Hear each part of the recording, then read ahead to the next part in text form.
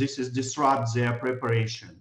We are also working with our partners, with governments, with the national sport federations of Council of Europe member states for the organizing of the training process for every single Ukrainian sport team which are now based out of the territory of Ukraine. As for the position of the government on participation together with the Russian Belarusian athletes in sport competitions, well, this position was formed. Its position is clear.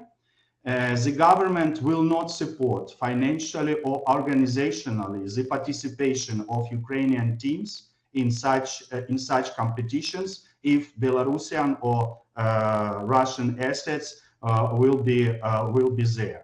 This position was formed on the basis of consultations with the national sport federations. There is only one federation, sport federation, the National Federation of Tennis, that was against of this decision. So this decision of the government was taken in consultation with the sports and Olympic community. However, this decision does not prevent those athletes who decide for themselves to participate on their own decision in the competition. However, Ukrainian state will not support them financially or administratively, as I said. And answering to the question of Ms.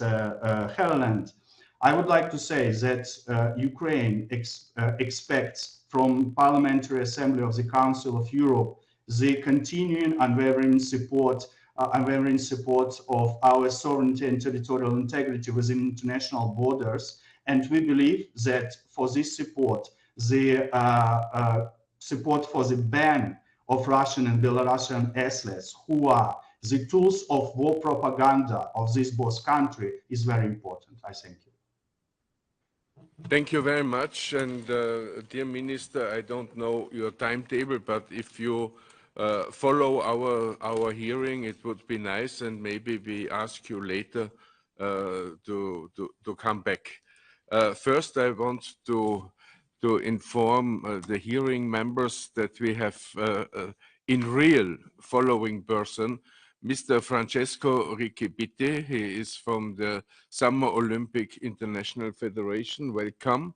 We have Madame Gabi Arends from Namibia, Chair of the Athletics Commission of the Association of National Olympic Committees of Africa, and Mr. Arsen Julfalakian. He is the Chair of the United Wrestling Athletes Commission from Armenia. We also invited the Minister for Sport and Olympic and Paralympic Games in France, Mrs. Amélie Oudéa-Castéra, the honoring Lady Fraser from UK, and Mrs. Alexandra Xantaki, Special Rapporteur in the fields of cultural rights of the UN. The last three names send us videos. We invited them in really, but it was not possible for all of them to come. We are happy that we have guests here in real. And sorry, Mr. Kanter, I did not forget you. Mr. Kanter is the chairperson of the Athletic Commission of European Olympic Committees, and he is from Estonia. He will be online later.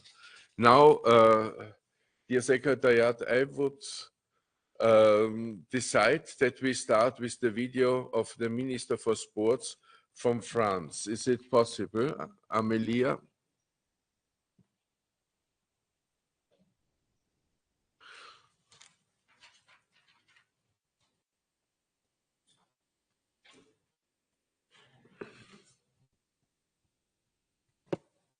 Présidente de la Commission, Mesdames et Messieurs les parlementaires, je vous remercie de votre invitation à participer à cette audition. Il m'était impossible d'y assister, ce que je regrette, a fortiori au regard de l'importance du sujet, et je vous prie de m'en excuser.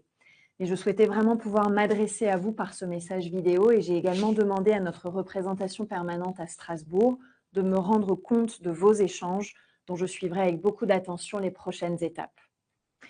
Vous le savez, la France condamne de la manière la plus vive l'agression menée contre l'Ukraine par la Russie avec le soutien de la Biélorussie. Une agression illégale, injustifiée et injustifiable qui viole les règles les plus fondamentales du droit international.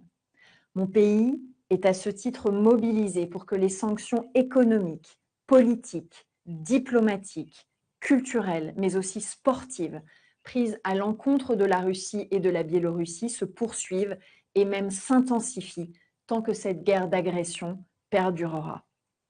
La France est également déterminée à rendre la Russie comptable de ses actes et soutient activement les travaux engagés en ce sens au Conseil de l'Europe. Dans ce contexte où l'injustice la plus cruelle se mêle à l'atrocité la plus révoltante, la France se tient résolument aux côtés de l'Ukraine et du peuple ukrainien et continuera de l'aider du mieux qu'elle le peut dans toutes les dimensions, et notamment dans le champ sportif. Rappelons que plus de 230 athlètes et entraîneurs ukrainiens ont été tués par les forces russes lors de l'agression contre l'Ukraine. Rappelons que près de 350 sites sportifs ont été détruits ou endommagés en Ukraine, obligeant certains clubs à aller jouer ailleurs, en dehors de leur pays, et en condamnant d'autres à ne plus jouer du tout.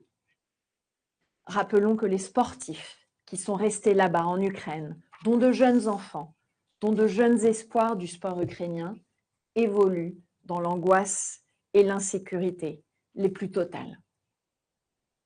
Dès le premier jour de l'invasion de l'Ukraine par la Russie, la France s'est mobilisée fortement pour venir en aide aux réfugiés ukrainiens et notamment aux sportifs. Nos établissements publics sportifs ont ainsi hébergé et hébergent encore, pour certains, familles, enfants, athlètes, pour leur permettre de continuer à vivre le plus normalement possible et à s'entraîner en bénéficiant d'infrastructures de qualité. Les collectivités locales, les entreprises, les foyers français et le mouvement sportif leur apportent leur aide, avec notamment un fonds de solidarité qui a permis à 13 fédérations de prendre en charge l'accueil des délégations ukrainiennes et leur participation à un ensemble de compétitions sportives internationales organisées sur notre sol. Pour amplifier cette aide, le gouvernement français, en lien notamment avec la Commission Solidarité Olympique du CIO, a récemment décidé d'engager une aide spécifique d'1 million d'euros pour la délégation ukrainienne en vue des Jeux olympiques et paralympiques de Paris 2024. Cette aide permettra la prise en charge complète de son camp de base pour sa préparation aux Jeux et nous sommes en lien avec Vadim Gutsait, le ministre ukrainien des Sports et de la Jeunesse et président du Comité national olympique, pour sa bonne mise en œuvre dans les mois qui viennent. Avec la détermination d'offrir à l'équipe d'Ukraine, tant olympique que paralympique, les meilleures conditions possibles de préparation pour les Jeux de Paris. De nombreux pays qui soutiennent l'Ukraine et qui reconnaissent qu'elle est sans nul équivoque possible la victime d'une inadmissible agression russe, savent en même temps qu'il nous revient collectivement de ne pas méconnaître le principe onusien de non-discrimination des personnes à raison de leur nationalité ou de leur passeport. 2 rapporteurs spéciaux du Conseil des droits de l'homme des Nations Unies ont fait part de leurs préoccupations concernant une exclusion des athlètes russes et biélorusses des compétitions internationales sur la seule base de leur nationalité. Le 1er février 2023, ces experts ont publié un communiqué de presse afin de rappeler leur position. Le comité olympique et plus largement la communauté olympique ont également l'obligation impérieuse de respecter la charte olympique et plus globalement les normes internationales interdisant les discriminations. Ce sont leurs propos. Et ils ont ajouté que lorsque des États ignorent de manière aussi flagrante les droits humains, nous avons une obligation plus grande encore de défendre nos valeurs communes. Leur prise de position fait suite à la résolution Le sport, moteur du développement durable, adoptée par l'Assemblée générale des Nations unies le 1er décembre 2022. Dans ce contexte, la question que nous nous posons collectivement est si la participation d'athlètes russes et biélorusses aux compétitions sportives internationales dans le cadre d'un régime de stricte neutralité peut s'envisager et selon quelles modalités? C'est la question qu'ont posée 35 pays, dont la France, dans le cadre d'une déclaration publiée le 21 février dernier intitulée « Statement on Russia's War on Ukraine and International Sport ». Et ce n'est pas une question simple, quand on connaît les liens étroits, à la fois historiques et toujours vivaces, comme l'a montré l'actualité la plus récente, entre le sport et le pouvoir en Russie. La France reconnaît et respecte l'autonomie du mouvement sportif. Et s'agissant des Jeux olympiques et paralympiques, c'est donc bien le CIO et le Comité international paralympique, l'IPC, qui prendront, chacun dans leur domaine de responsabilité, une décision souveraine concernant la participation des athlètes russes et biélorusses. Mais à nous, responsables politiques, comptables devant nos opinions publiques, il nous faut comprendre concrètement ce que pourrait signifier ce modèle de neutralité et quelle peut être sa viabilité dans le contexte que l'on sait. Le CIO est au travail sur le sujet et l'IPC réexaminera la question en vue de son assemblée générale de septembre prochain. Les recommandations formulées par le CIO le 28 mars dernier ne valent pas pour les Jeux de Paris 2024. Elles n'ont à ce stade été émises à l'endroit des fédérations internationales que pour les compétitions sportives internationales. Mais déjà, elles marquent de premières clarifications, autour de 5 points sur lesquels je souhaite revenir. Les athlètes russes et biélorusses ne peuvent concourir qu'en tant qu'athlètes individuels neutres. La participation en équipe des athlètes russes ou biélorusses ne peut être envisagée. Il est exclu que les athlètes, tout comme le personnel d'encadrement qui soutiennent activement la guerre, puissent être admis. Quatrièmement, les athlètes, tout comme le personnel d'encadrement, qui sont sous contrat avec l'armée russe ou biélorusse ou avec des agences de sécurité nationale, ne peuvent pas non plus concourir. Cinquième élément, les athlètes individuels neutres doivent satisfaire à toutes les exigences et règles antidopage qui leur sont applicables. En complément de ces 5 éléments, le CIO, qui a réaffirmé sa solidarité avec les athlètes ukrainiens, a bien précisé que les sanctions sportives prises à l'encontre de ceux qui sont responsables de la guerre, les États et gouvernements russes et biélorusses, restaient évidemment en place. Aucune manifestation sportive internationale ne doit être organisée ni soutenue par une fédération internationale ou un comité olympique en Russie ou en Biélorussie. Aucun drapeau, aucun hymne, aucune couleur ni aucune autre identification de quelque nature que ce soit de ces pays ne doivent être présents lors de rencontres ou de manifestations sportives. Enfin, aucun représentant des gouvernements ou des États russes et biélorusses ne peut être invité ni accrédité à une rencontre ou à une manifestation sportive internationale. Chaque fédération internationale travaille actuellement à se positionner sur le sujet et compte tenu de ce cadre, dans le cadre de sa propre gouvernance. Les fédérations internationales d'escrime, de tennis de table, de taekwondo, de lutte, de triathlon, de skate et de pentathlon moderne, par exemple, ont décidé d'ores et déjà de réintégrer, sous bannière neutre, les athlètes russes et biélorusses dans leurs compétitions, non sans remous parfois, au sein de leur propre communauté d'athlètes. C'est aussi le choix fait en tennis, par exemple, par le tournoi de Wimbledon, qui se réaligne ainsi sur l'approche adoptée dès l'origine par les autres tournois du Grand Chelem. Mais à l'inverse, World Athletics, la Fédération internationale d'athlétisme, elle, a très clairement exclu toute idée de réintégration des Russes et des Biélorusses. Et les fédérations internationales d'équitation, de basketball, de hockey sur glace, de badminton ont également pris position à ce stade contre leur retour, parfois en application directe d'ailleurs des recommandations du CIO s'agissant de sport par équipe. On le voit, Les lignes doivent encore se préciser et se stabiliser au sein du mouvement sportif. Certaines fédérations internationales, comme la natation ou la gymnastique, ont par exemple indiqué souhaiter prendre plus de temps avant de se prononcer dans leur discipline. Dans ce contexte, si l'éclairage du CIO a permis d'une part d'enclencher des prises de position au sein du mouvement sportif et d'autre part de commencer à encadrer ce qu'on peut entendre par neutralité, de façon d'ailleurs, je le relève, plus stricte que ce que certains organisateurs ou circuits professionnels avaient fait jusqu'à présent pour leurs propres compétitions, il reste des questions ouvertes, des plus concrètes aux plus fondamentales qui devront être traitées pour les Jeux de Paris. Qu'en est-il, par exemple, de la participation en paire aux compétitions, où les individus concourent en duo, comme en badminton ou en aviron, et non en équipe, au sens des sports collectifs?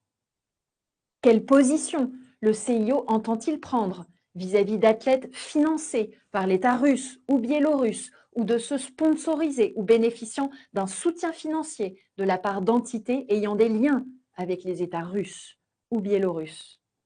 Comment, dans la démarche de neutralité qui est recherchée, le CIO envisage-t-il un processus de sélection d'athlètes, un processus qui soit rigoureusement indépendant du pouvoir russe et biélorusse? Et à quoi, concrètement, ce processus pourrait-il ressembler? Le CIO aujourd'hui poursuit ses consultations et ses travaux avec l'IPC et nous suivons tout cela avec la plus grande attention, tant du côté olympique que paralympique. Et dans le même temps, et plus que jamais, la France reste mobilisée et se tient aux côtés du peuple ukrainien, déterminée à tout mettre en œuvre à son niveau pour que la délégation olympique et paralympique ukrainienne soit la plus forte et la mieux préparée possible aux Jeux de Paris 2024. S'il peut paraître quelque peu secondaire de se préoccuper de performances sportives pour un pays pareillement agressé comme l'est l'Ukraine aujourd'hui, vous savez comme moi que participer au plus grand événement sportif planétaire et s'y illustrer constitue un extraordinaire message, une nouvelle fois, de résilience, une source qui sera une source supplémentaire de fierté pour tous les Ukrainiens et toutes les Ukrainiennes, où qu'ils se trouvent dans le monde, et aussi un formidable symbole d'espoir. Espoir que ces victoires sportives, en bleu, en bleu et jaune, en appellent une autre, plus grande encore, plus globale, celle de tout un peuple, de toute une nation.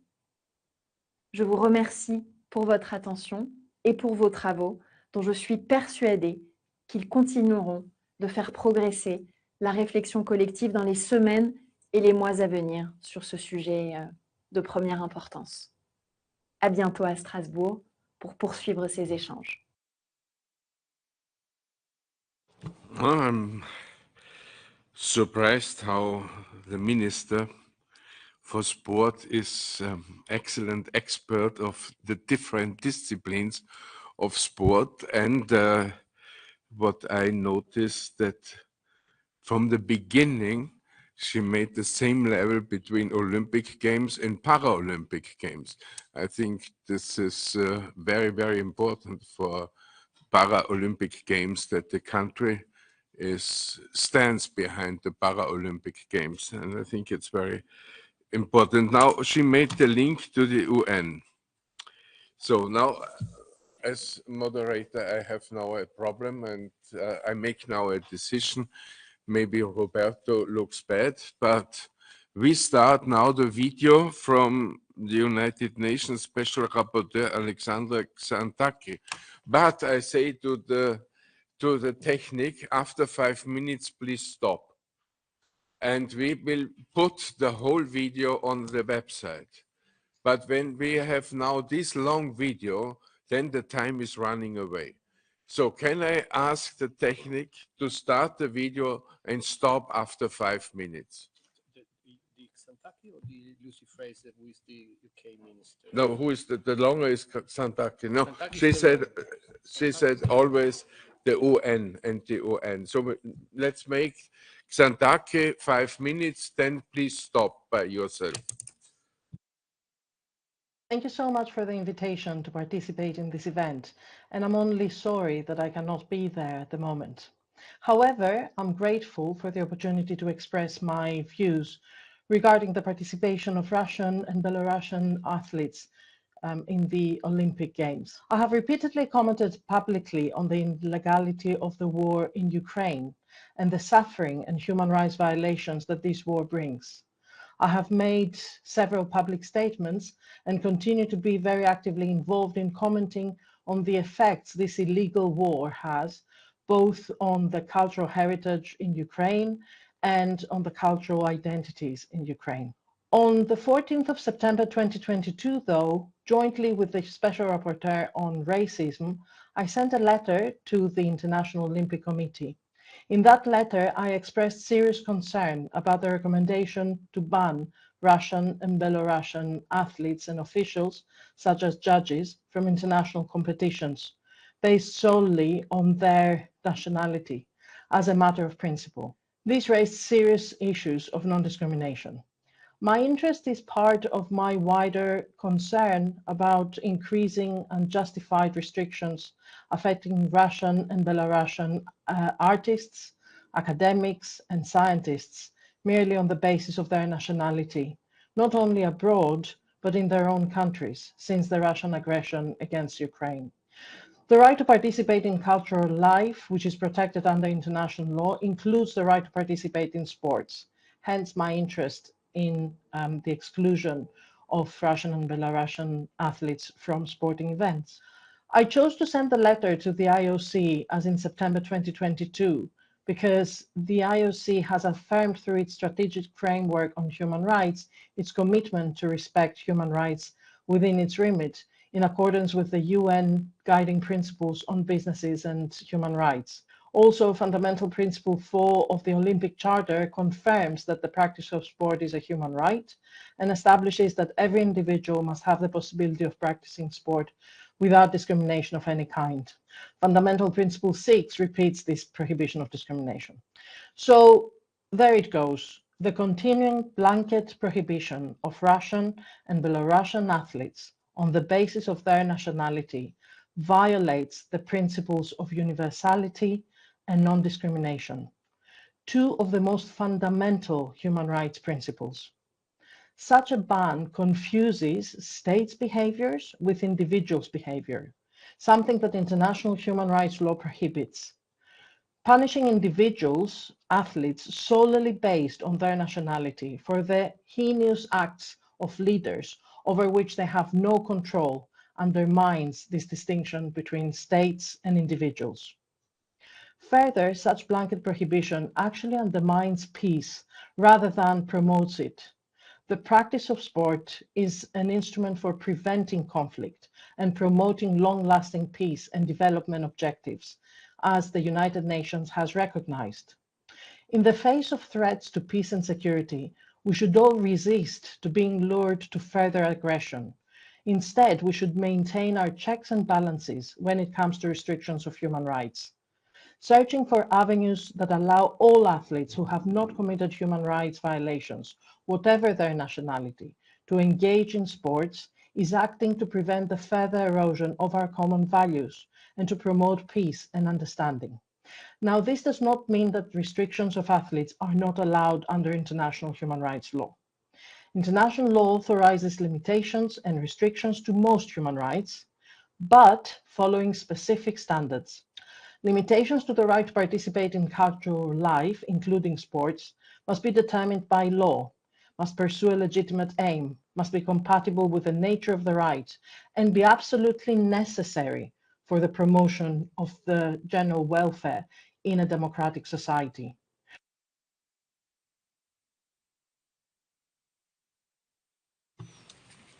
The whole statement you can find on the website. And now we have the video from the Honorable Lucy Fraser. She is Secretary of State for Culture, Media and Sport in the United Kingdom. And this video was the only video what was in time, so in a short way, and so we can see now the whole video. And by the way, there is Mr. Adam Conant. He will give answers to questions to Lucy Fraser. I want to start with an apology. I'd love to be there with you for what I know will be an informed and fruitful discussion, and one that will lead to a valuable report. And I'm hugely grateful to your president for the kind invitation to speak to you all today, and to have a chance to reinforce the UK government's position on the participation of Russia and Belarus in international sport. I'd also like to extend my thanks to all the members of the Committee on Culture, Science, Education and Media for your illuminating work in this area.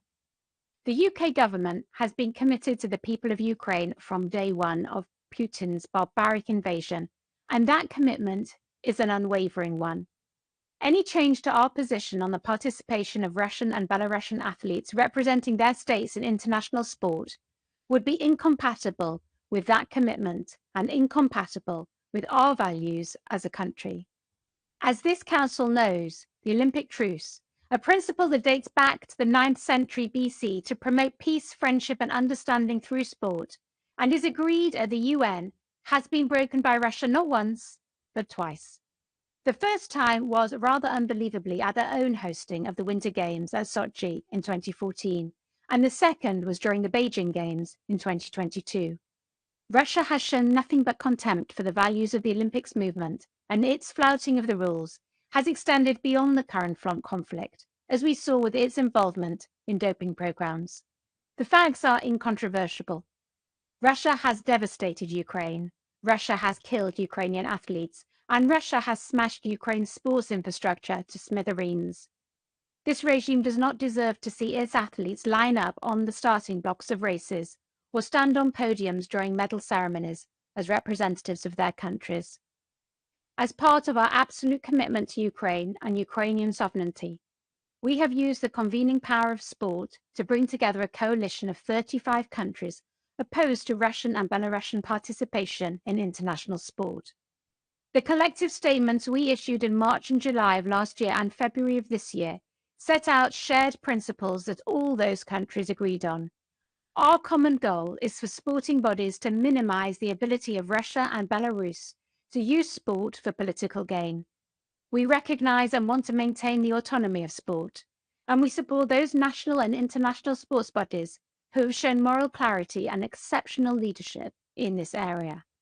Bodies like the World Athletics Council that reaffirmed their decision in March to exclude Russian and Belarusian athletes. World Athletics President Seb Coe highlighted the substantial damage that Russia and Belarus have already done to integrity of our major international competitions. It is our collective gift to restore that integrity. And I want to be clear on one point, which is really at the heart of this issue, that this is not about punishing individual Russian or Belarusian athletes. These individuals have dedicated their lives to sport. What we stand against is athletes competing to represent the state of Russia and Belarus. There is a fundamental difference. The UK government has from March 2022 been clear in our guidance to our own domestic sports bodies that individual Russian and Belarusian athletes can compete as neutrals on UK soil, as long as they are really neutral and not representing their states in any way. And we have been equally clear on what that neutrality looks like. These athletes must not under any circumstances express support for the war or the Russian and Belarusian regimes. This extends to athlete funding. So athletes funded by their states to compete in events or who are in receipt of funding or sponsorship directly aligned to their states, such as from state-controlled companies like Gazprom, cannot be considered to be neutral. Athletes directly funded by their states to compete in sports competitions who would not be present at those events without that support are de facto representatives of those states. They are only there by virtue of being funded by, trained by, selected by, supported by the Russian state. And in that sense, from the UK perspective, both ourselves and the International Olympic Committee, through its recommended recommendations on neutrality to the international federations of the 28th of March, are both seeking the same outcome, ensuring that Russian and Belarusian states cannot be represented in international sport. We have seen the IOC start to address some of the concerns our group of 35 nations raised in February, and that is to be welcomed. But the IOC's recommendations do not go far enough for us, and they leave far too many unanswered questions. Our deep reservations extend across 3 areas. Firstly, there is no reference anywhere in the recommendations to state funding, which I have said is a breach of neutrality. That issue is simply too fundamental to be ignored, and it strikes at the very heart of what neutrality is. Secondly, the provisions set out on military and national security agency links are currently minimal, especially when we know that the links between state, military, and sport in Russia and Belarus are root and branch. And if you think that sounds like an exaggeration, consider the fact that the 2 leading Russia sports societies, the Central Sports Club of the Army and the Dynamo Sports Society, were founded by the Ministry of Defense and the Ministry of Internal Affairs, respectively. Athletes trained by those 2 societies consistently bring home by far the largest share of Russian Olympic medals. Many Russian athletes have been active in their support for Putin's invasion. The limited focus of the IOC's recommendations around people being currently contracted to the military or national security agencies really does not account for the intrinsic relationship between the military and security apparatus. Our concern also covers the potential for loopholes, with people being uncontracted before events and then recontracted afterwards to allow them to compete. In Belarus, the Lukashenko regime maintains close control of Belarusian sport, with the Belarus Olympic Committee and Presidential Sports Club, which provides direct financial support to Belarusian athletes, led by Lukashenko's sons. The scenes at pro-war rally at the Luzhniki Stadium last year with Putin using Olympic athletes to promote his aggression only served to underline this issue. Thirdly, we have ongoing serious concerns about how these provisions will be implemented effectively, robustly, and consistently. For example, there are issues around the consistent definition of teams and whether pairs of athletes could be allowed. This issue is one that needs further clarification. Let's be clear on why this matters. You can't compete in a team event at the Olympics other than by virtue of being the same nationality and representing your country. There are no options to pair up across country borders, so there can be no place for any teams of any numbers. We are already seeing a great deal of confusion across sport as international federations take different approaches on the issue of allowing Russian and Belarusian athletes back into competition. And our fear is this will only escalate over coming weeks, exacerbated by the current lack of clarity on future participation at Paris 2024 for those Russians and Belarusians who may have qualified at events this summer. In all of these discussions, we must not lose sight of what issues are at stake. More than 220 Ukrainian athletes and coaches have so far lost their lives at the hand of Russian aggression. Countless more have been forced to flee or defend their homeland from invading forces. Our countries all have the luxury of talking about our participation in future sporting events that will bring joy to millions and showcase our greatest athletes. Meanwhile, Ukrainian sports facilities have been destroyed or severely damaged by this war. None of us should countenance the idea of a Ukrainian athlete being forced to share a pitch, a court, a field, a starting line with state-sponsored athletes from Russia and Belarus. The IOC must clarify their position or go back to the drawing board, resolve these issues I have set out today, implement an approach that guarantees only truly neutral athletes can participate. Then we can get back to sport. Thank you all for your time today. I want to start with an apology. This lady knows 5 minutes are 5 minutes. I can say thank you. Now, from the level of politics, we come now to the level of sport. We invited the International Olympic Committee, and they nominated 3 guests to us. Mr. Francesco Riccipitti, he is the president of the Summer Olympic International Federations. And they nominated Mrs. Gabi Arens from Namibia. She's the chair of the Athletic Commission. And Mr. Arsen Julfalakian from Armenia, the chair of the United World Wrestling Commission. If you agree, I give now first the floor to Mr. Ricci Bitti, and is it possible, I know I'm Austrian, you are Italian, we know that we like to speak long, but is it possible with 5 minutes? I try my best. Okay. I think you have been, I saw that, dear President, dear Chairman of the Commission, I'm thanking for the invitation. I'm not a guest, I was invited also from the beginning. And I came in person to pay tribute to this organization and institution that is one in this difficult time, very difficult time, that understand the importance of cooperation with sport and the relevance of sport in the society, the growing relevance of sport. We are aware of that, and this is the reason we are here. In these 5 minutes, I tried to, very shortly, to tell you what the group of people that I represented is the major stakeholder of the IOC, obviously the International Federation Olympic, have evolved in their position regarding to the item. I go exactly to the item, and I go back to the February 22 when the Russian invaded the Ukrainian territory.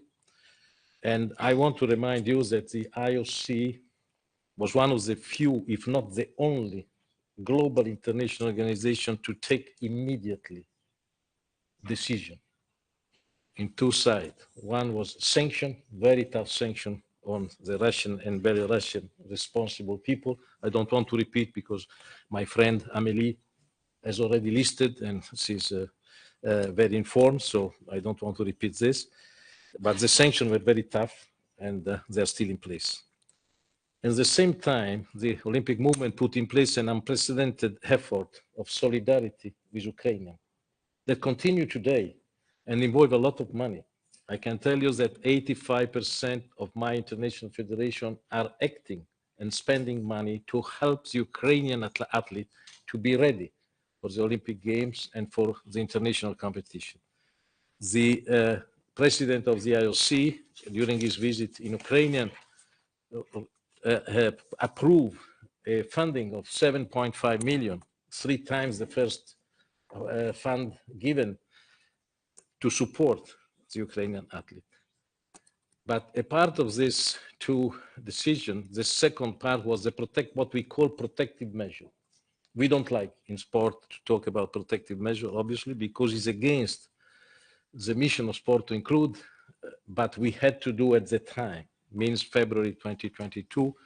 And we decided for two basic reasons to exclude or to recommend Russian and Belarusian athletes from the international competition at the time. For two main reasons, as I said, the security risk between the emotion on the field between athletes of different countries, different position, respectful position, obviously, Ukrainian, Russian, and Belarusian.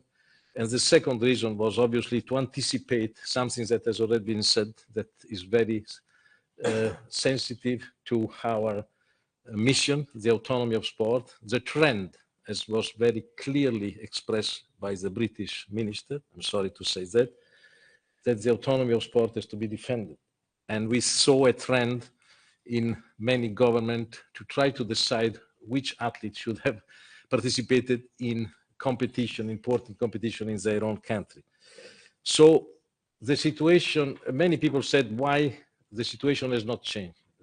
The situation perhaps is not changed, unfortunately, on the field of war, but has changed a lot in our environment.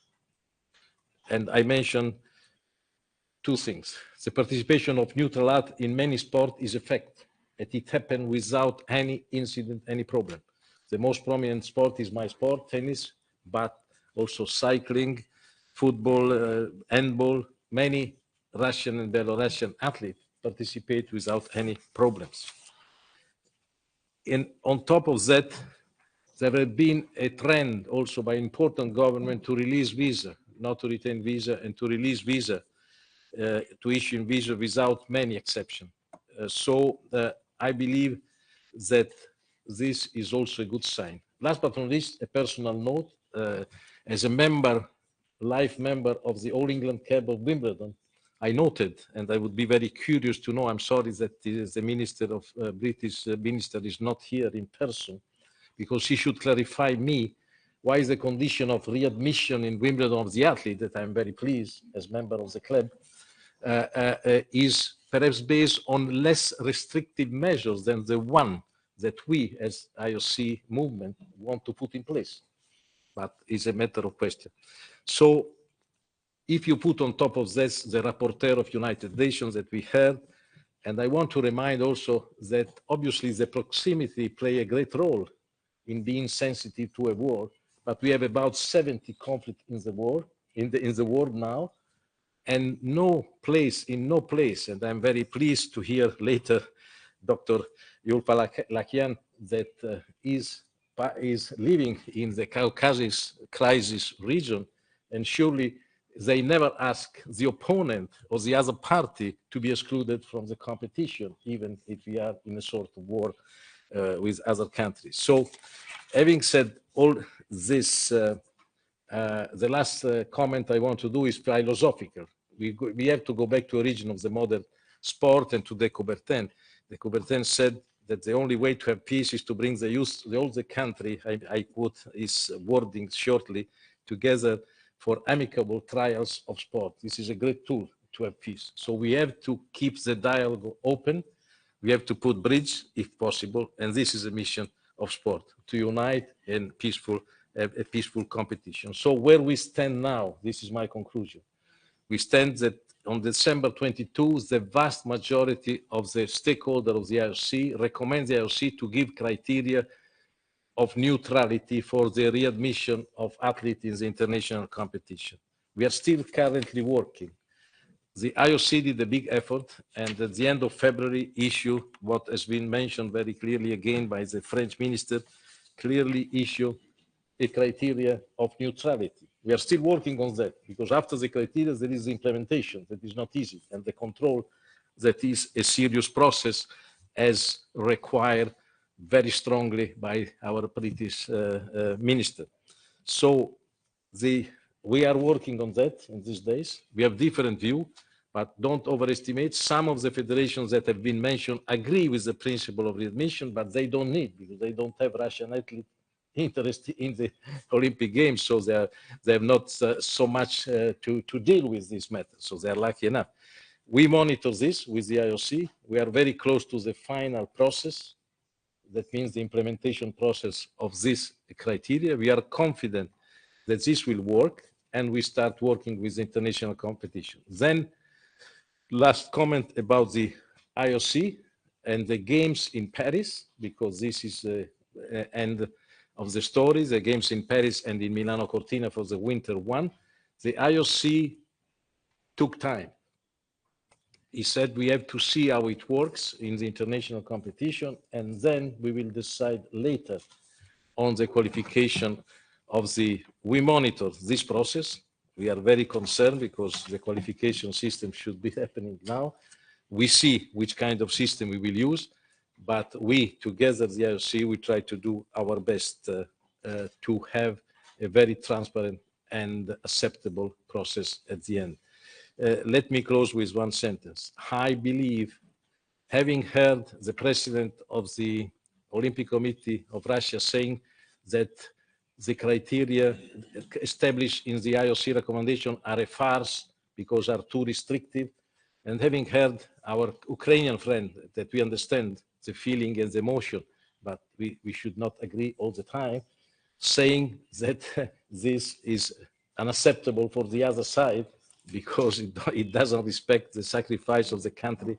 I believe that with these two point of view, I think we are on the right track. Can you switch off the microphone?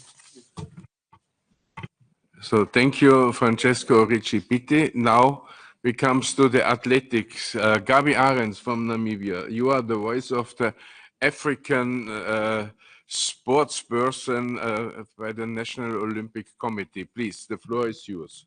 Also 5 minutes, if possible. Yes. Dear Vice Chairperson of the Committee, dear President of the Assembly, dear ladies and gentlemen in this room, dear ladies and gentlemen following this roundtable virtually, and as is custom to say in my home country, Namibia, to leave nobody behind, all protocols observed. My name is Gabi Arends. I represented my country Namibia at 3 Olympic Games in the sport of shooting between 2008 and 2016. I have recently been elected by my African peers to serve as the chairperson of our Continental Athletes Commission, an all African athletes representative body. First of all, I would like to state that I strongly condemn all ongoing wars and conflicts happening across the world. There are way too many lives lost in wars and conflicts, and I'm deeply saddened to hear about any of them. In the context of the war in Ukraine, my sincerest sympathy goes out to the Ukrainian people. The Association of National Olympic Committees of Africa's Athletes Commission represents the interests of African athletes. It is our responsibility to ensure that the voice of African athletes is expressed, articulated, and considered by the associated decision-making bodies of the Olympic movement.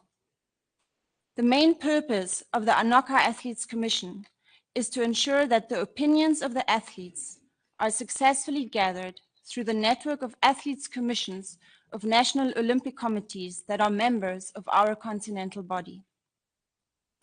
Our Athletes Commission is composed of 16 athletes, and they come from 15 national Olympic committees from across the African continent. Just last month, we held the African Athletes Forum in Algeria, where over 100 athlete representatives from 50 national athletes commissions from Africa participated.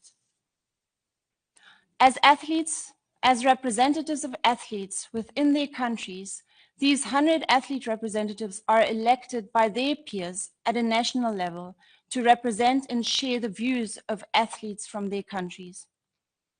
During this forum, we had an in-depth discussion around the mission of sport and what would this mean in relation to various conflicts and wars around in the world. As you know very well, unfortunately in Africa, we are very familiar with the issue of armed conflict between countries and within countries. This is why this topic is very important to athletes on our continent. For us in Africa, the issue of wars and armed conflict is not foreign. The resolution from over 100 athlete representatives at the Africa Athletes Forum was, and I quote here, "Athletes should never pay the price of a conflict, wherever it is and whatever it is. Politics should not put pressure on sport to withdraw from its fundamental values of solidarity and unity." End of quote. The African athletes expressed their full support to welcome the return of Russian and Belarusian athletes competing as neutral athletes in international competition. The participants of the African Athletes Forum fully support the independence of the Olympic movement based on the principles of Olympism, without discrimination of nationality, religion, and ethnicity. In this regard, the forum participants resolved that athletes should not be penalized for the actions of their governments. I should also note that some of our athlete representatives asked that the Russian and Belarusian athletes must be able to return to international competition without any restrictions, meaning they should be able to participate under the national flag and anthem. If the Olympic Games become a platform only for athletes coming from like-minded countries or whose governments are at peace, it would not be a true reflection of the world, and we would not be able to achieve our mission to unite the world in a peaceful competition despite the differences there are between countries and people. If governments took over the decisions regarding which athlete can partake in which competition, it would mean the end of world sport as we know it today.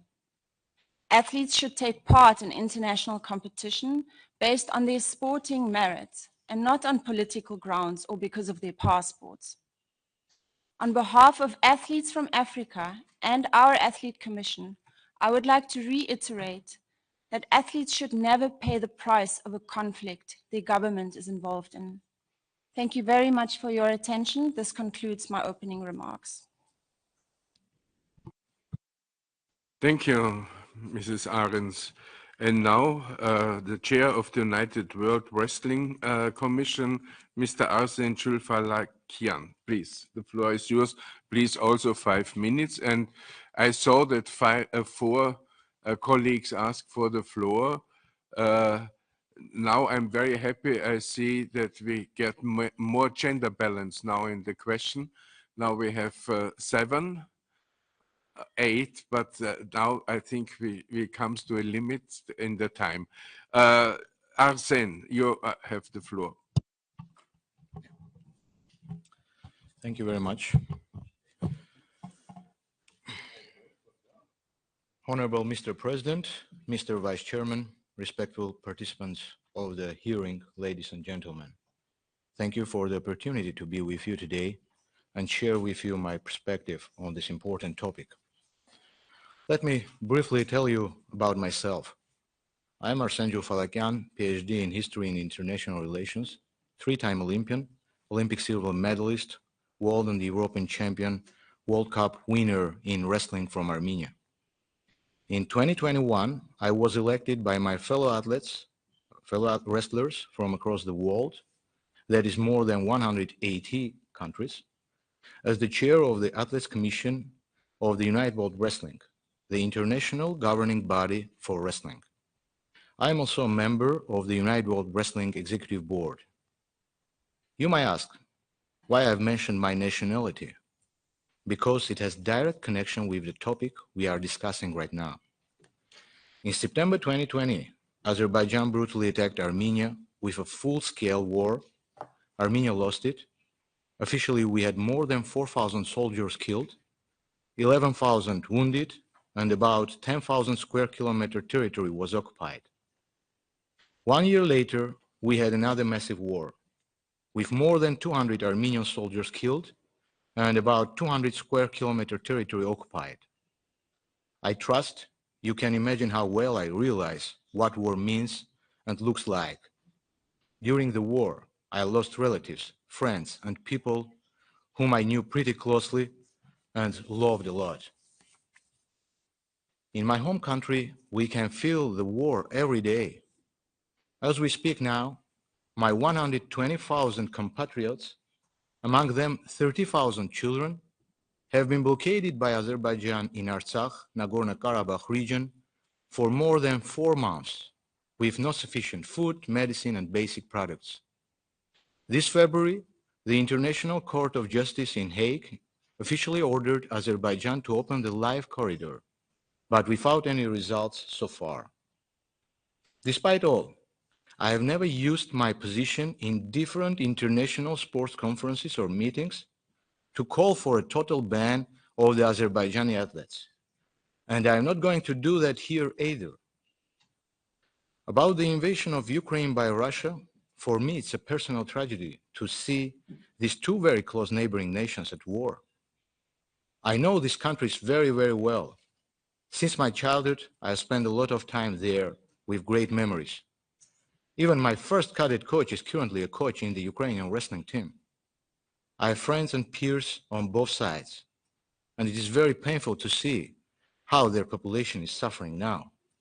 I extend my most sincere condolences to the people who lost relatives and friends in this tragedy.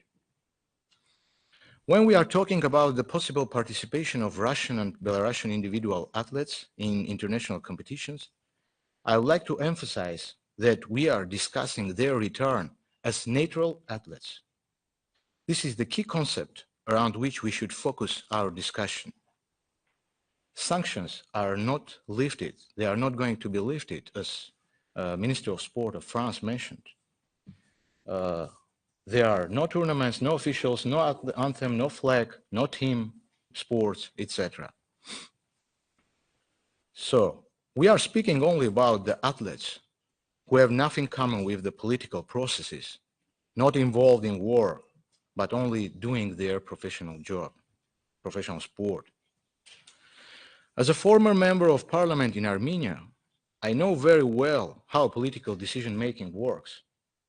I understand and appreciate the significance of this war from the geopolitical perspective and how it might make it different than other wars from the political standpoint.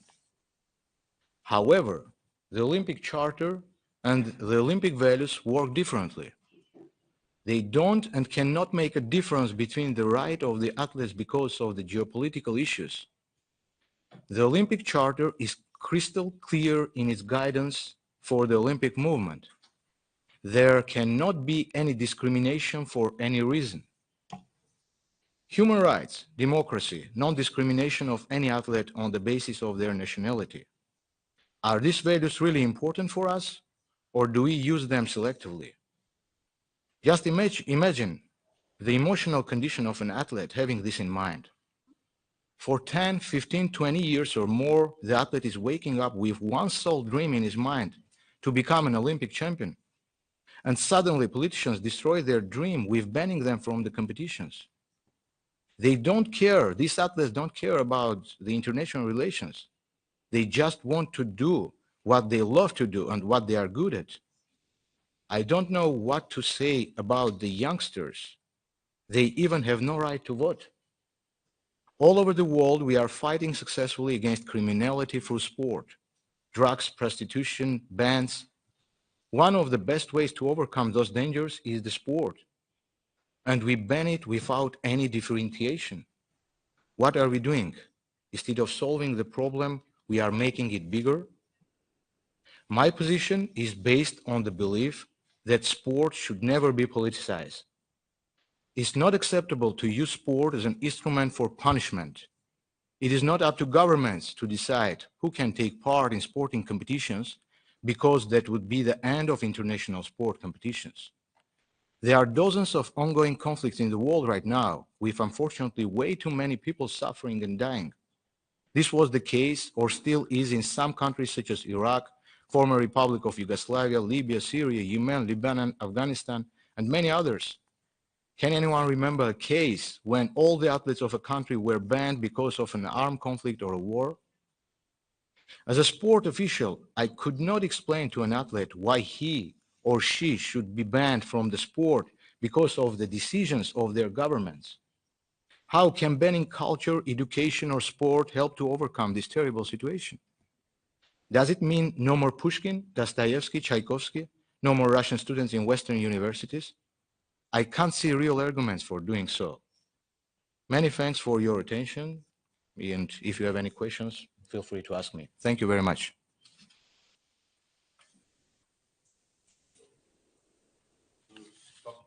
So, Michael, thank you very much. Now, before I give the floor to our colleagues, I say, Mr. Kanter, can you ask now in Estonia for the floor? You are our last online guest. Mr. Kanter?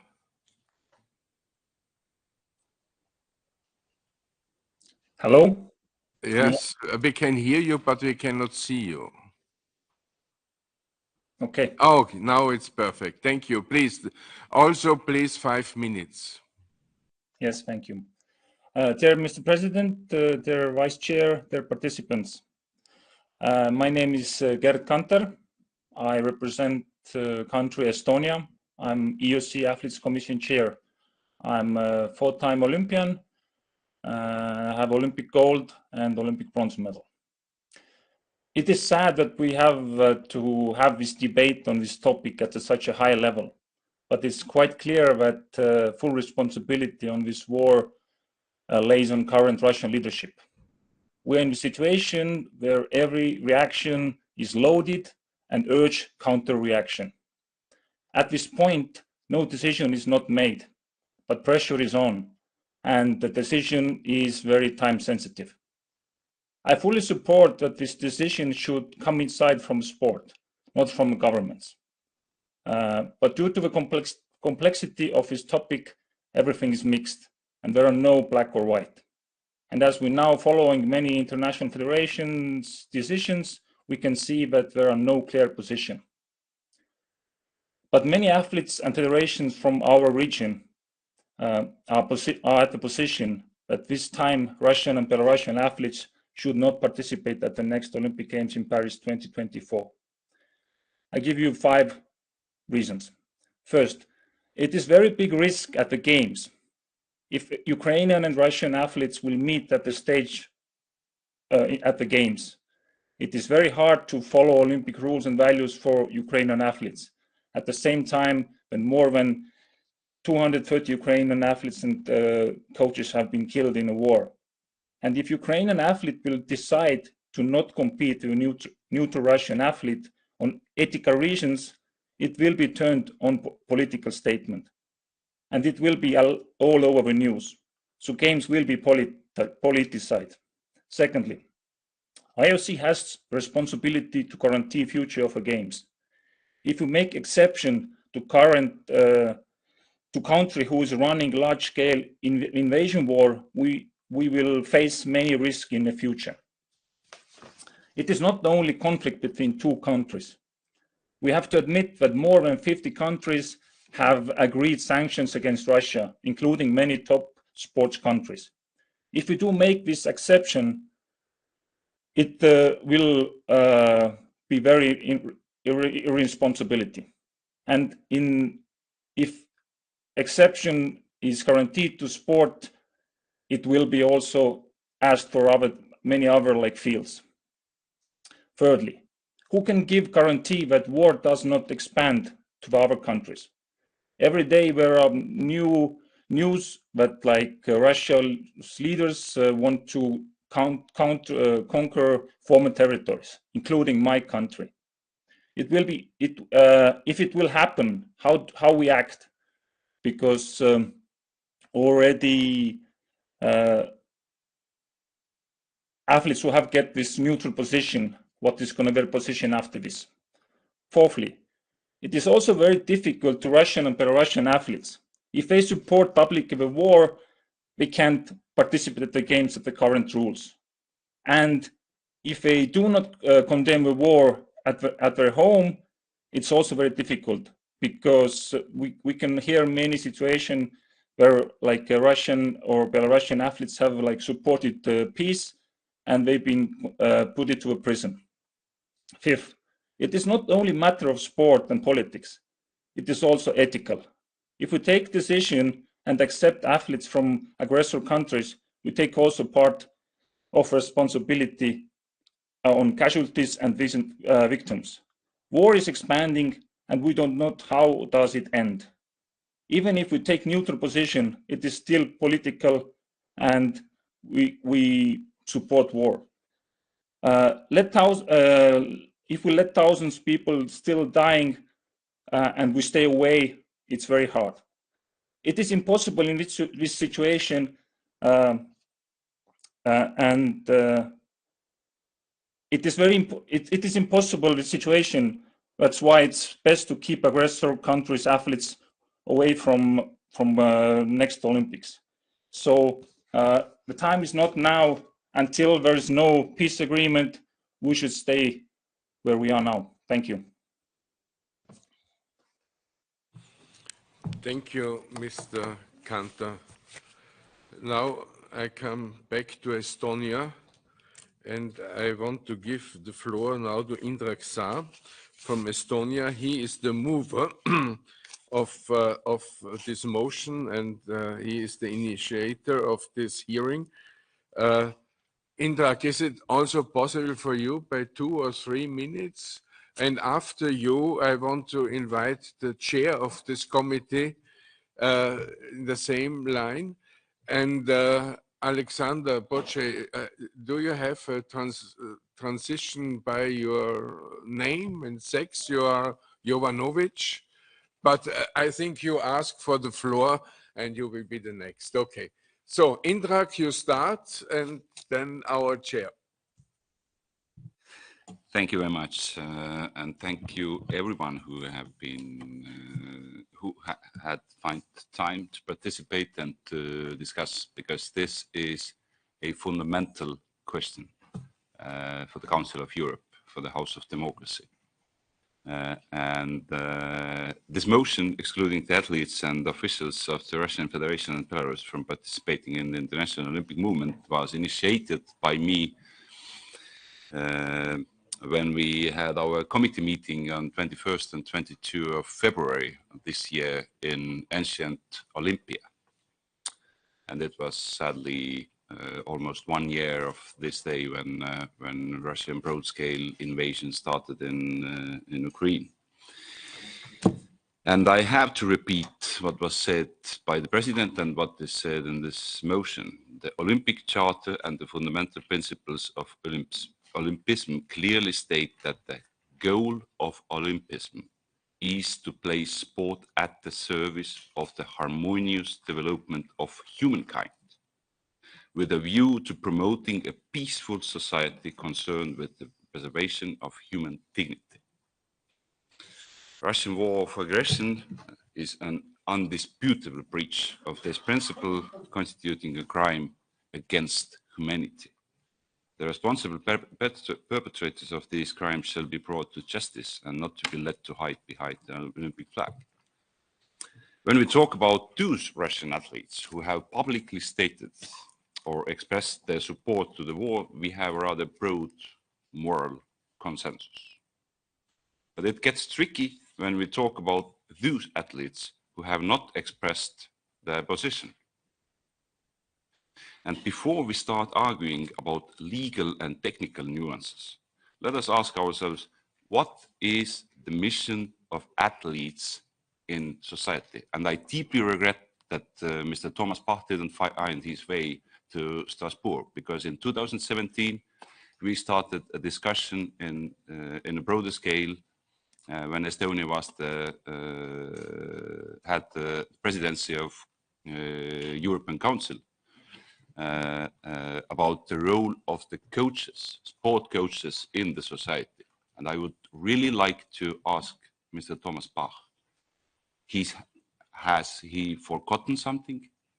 Because I say, for me, the role of or the mission of athletes in society is to be a role model, to inspire. They are our champions, our heroes. And what does a hero do? What do we expect a hero to do? When he sees that humanity is endangered, someone's rights are violated, someone is bullied, humiliated, even tortured, killed. Is a hero going to act against this injustice? Or is he going to lean on the backseat and roll up the curtain, saying that I'm just a professional? How will you justify a champion who turned a black guy and didn't stand up when the smaller ones were demoted? So, as President of the Assembly, Mr. Cox said in his introductory speech, we should not underestimate the power of sport in promoting values. And I really hope that we are not doing a disservice to Olympism and all previous and future Olympian champions by not taking a clear stand. Thank you very much.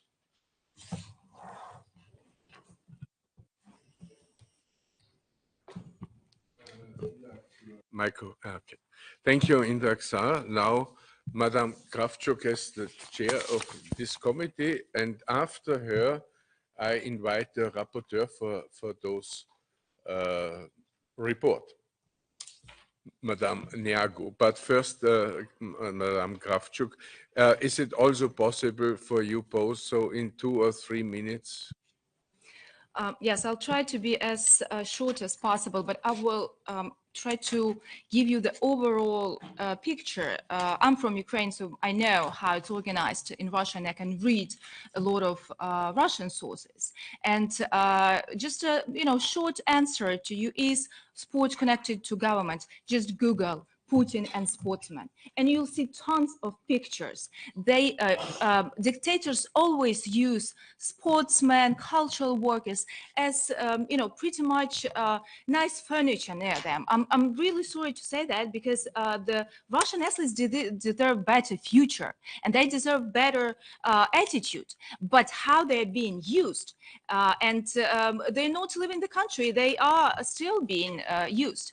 And about the concerning how they're connected to the army, they are members of the army sports club. sponsored by FSB, sponsored by Ministry of Internal Affairs. In the Olympiad that happened in Tokyo in 2021, all Russian medals came from the sportsmen, from the Dynamo Club, from CSKA Club that are inside of the army. And when I was listening sometimes, but you know, this conflict, well, in my country and in occupied territories, people are being tortured to death, raped, small kids on the front of their mother's eyes. And together in sportsmen, little sportsmen, kids are being killed. 11 years old athlete will never grow up and will never have a chance to go to Olympiads. Now, a short response to the legal part about the United Nations statement of the special rapporteur about the basic right. Well, at the same time, when Ukrainians cannot realize, cannot have their basic right to live, we are saying that the basic rights for Russians to do sports, they can do it. They can go to Ryazan, to Sochi, to Nizhny Novgorod and do sports. But being in the Olympics, being in the main stage, sports stage, is not a basic right. It's not a basic right. But if they stand up, they can earn this right. I'm really thankful for this discussion, and I believe that we need to send a clear message to tyranny, both in Russia and both in Belarus, that tyranny will not be tolerated, including in sports.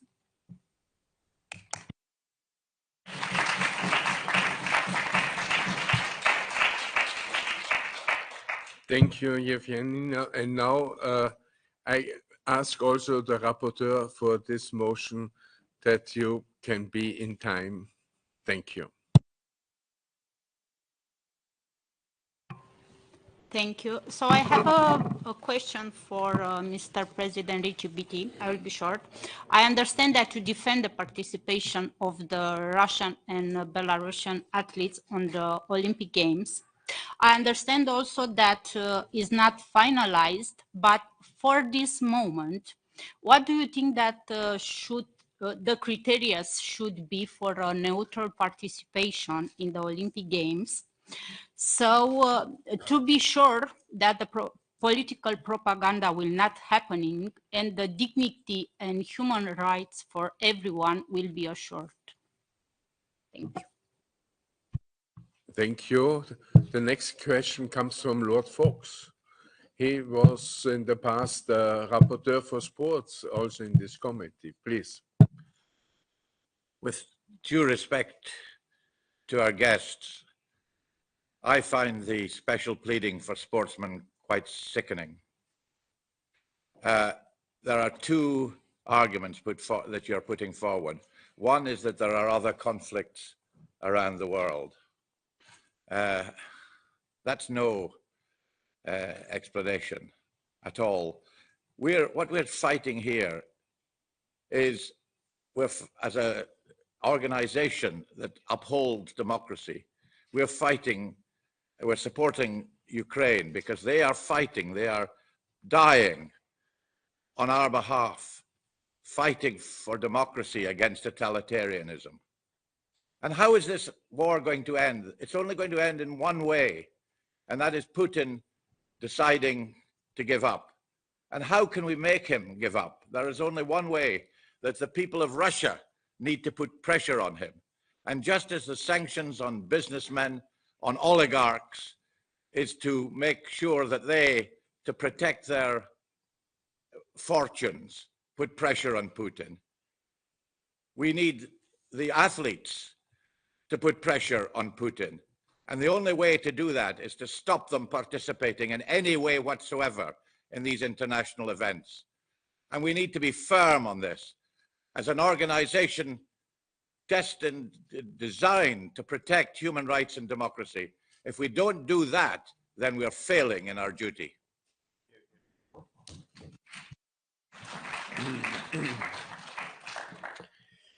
I have to look on the time because we have after the voting for the museum prize. Madame Helena, you had before one question to the Minister Chesnokov. Please, can you make it very short and very clear? I will. Thank you, Mr. Chair. I just need to say that it's very disappointing and incomprehensible that Mr. Bach did not accept the invitation by the President of the Assembly, Tiny Talks, and the Chair of the committee. We all know that the links between state, military, and sport in Russia and Belarus are deeply connected. Despite that, IOC ignore the fact that the athletes from Russia are state-funded. But let me be clear, state funding is state representation. So let all of us in this room agree on that. So my question goes to Ricky Bitty. You mentioned the autonomy of sport. And I wish from all my heart that we could believe in sport and their autonomy. But unfortunately, we see time after time that IOC need to defend Russia. Every time Russia challenges rule of law and human rights, make the international community lose completely trust in IOC. And that's why this assembly has to get involved in this matter. We cannot only let the sport handle this question. So, Mr. Bitty, is it perfectly fine for SOF, the International Summer Federations, that several of the federations do not follow the party line and the direction outlined by the IOC? If not, how will you meet this resistance? And will you, regardless of that, just blindly follow the IOC recommendations? Thank you. Thank you. Now, Alexander, I know you hate short speeches, but is it possible today to have a really short speech? I am always in reglement, so I will be. I assure you. I want to react on what I heard, and I will be very short and clear. To allow Russian and Belarusian. By the way, there is no Belarusian sportsman. This is a Russian word about Belarus. They're Belarusian, and I want to ask everybody to use the right word about Belarus. The country is Belarus, not Belarus, because it's not Russia. And the name of their language and how to call sportsmen is Belarusian. That's very important. So I want to tell you, if we will allow Russian and Belarusian sportsmen to take part in Olympics just because they are sportsmen, that means that Olympic Games, they are not needed for anything in the world, because that's not about just who is faster or who is stronger. That's not about physics. It's about society. It's about the principle of peace. And that is the idea. If you want Russian and Belarusian sportsmen there, and I can understand part of your arguments, okay, let us do one thing. Ask them officially to condemn the war, because that is part of what is about Olympic Games. Ask them officially and in their writings to say that they're against the war, aggressive war of their country. If they are, they can go, they can take part. But if they are supporting the war, if they are supporting genocide, if they're supporting killings, if they're supporting rapings, sorry, it's not about Olympics. It's a shame and disaster. And I want for you, and I address you, don't make these huge mistake. Do not kill authority of your organizations once and forever. Ask their official position, and only on the basis of their official position, the decision can be made. Thank you. Thank you. I did not forget you, Mr. Alexander Boce. I only made the remark that you have a wrong name in front of you. But now the floor is yours. But I know you are the speaker of the whole group of EPP, but also 2 minutes, please. One observation. I was the first asking for the floor. Where are the Greek principle? During Olympics, no war. And I believe that you feel the continuation with the ancient Greeks. Second, I remember Olympics in 84. Soviet Union attacked Afghanistan, and it was a boycott. Do you want to have a boycott? You will have. You will have the boycott by the end. What would you do if the next Olympics would not be in Paris, but in Moscow? Would you organize it? I don't think so. Just imagine the Olympics in 1940, after the Germans, with the Soviet Union, destroyed Poland. If they would not attack Norway, Denmark, and France in 40. If you would be the rulers, would you allow the Olympics? Business as usual? Did you notice that there is a big possibility that Russians invaded Ukraine 2 weeks later than it was foresaw? Why? Olympics in China. So, can Olympics stop war? Yes. And the last observation. I was observing elections in Belarus. And we noticed that Belarusians are not very interested in observing electoral campaign. Why? Because it's always organized the way during Olympics game. And nobody is interested in politics, but they're watching Olympics. The impact that your decision could have to wake up the population in Belarus and in Russia could be determining to end this war. Thank you. So I must give the chance to Mr. Bitte to say something, but the last speaker who asked for the floor was our former sports rapporteur, Mr. Mogens Jensen, please. And sorry, Mr. Bulai, if there is a minute free after Mr. Bitte, then I will come back, but otherwise we have a ceremony at 12:30 and it's 4 minutes before. Well, thank you, Chair.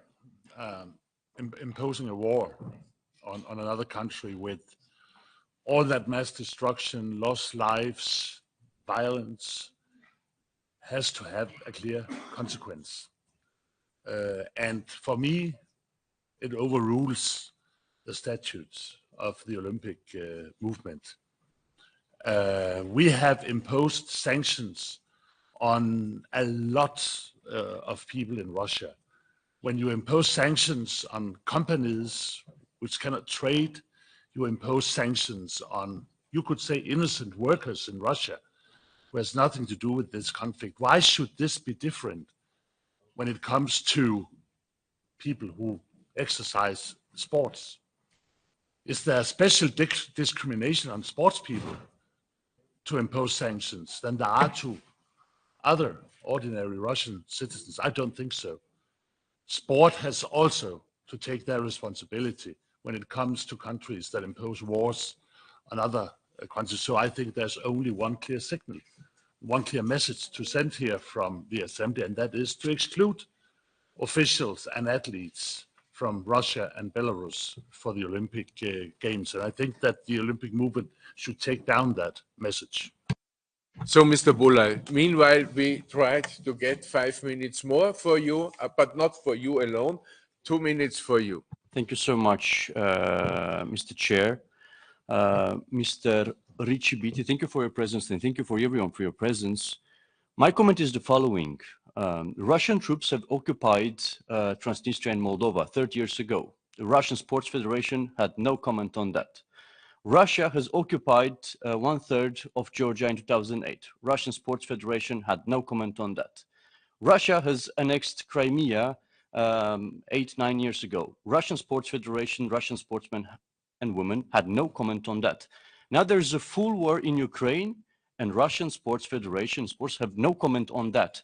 Putin is using its sports person as cultural diplomacy elements abroad to show an image of normality, but that's not the case. That's cultural diplomacy for war and aggression, and we should be very crystal clear in this assembly that we would not accept that. That's the message on behalf of the group that I'm leading, and it's the Alliance of Liberals and Democrats saying no to this type of cultural diplomacy of sports aggression and war from Russia's side. Thank you. So, Mr. Pitti, there was some critics and some questions directly to you. The last speaker was the chair of the ALDE group, the Liberals, and you heard also the speaker of the EPP group, Mr. Bocce.